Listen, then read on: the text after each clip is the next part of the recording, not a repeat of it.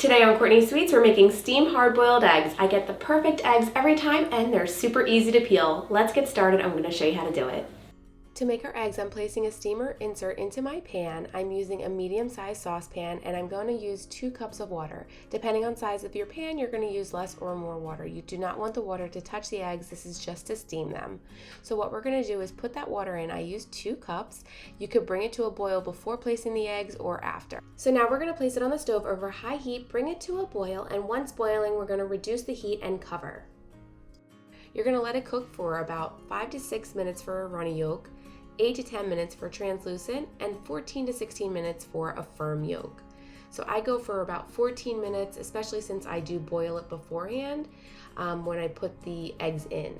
So then we're going to actually stop the cooking process. You want to place those eggs into an ice cold water bath. This really helps them easily peel, in my opinion, and then we're going to let them sit there for about 5 minutes just to really stop the cooking process and let them cool down. They are also easier to handle. And then I'm going to start cracking them from the bottom and then just crack them all around so it's much easier to peel. The peel will literally fall off. And then I always have this process where I will peel them and then dip them right into a clean water bowl right next to me.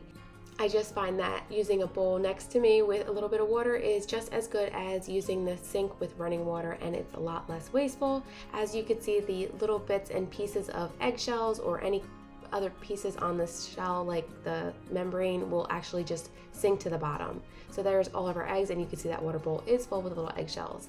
I'll just put these into an airtight container and refrigerate for up to a week. Now we have eggs to snack on with a little bit of seasonings. We could put it on toast, or you can use it in your favorite recipes.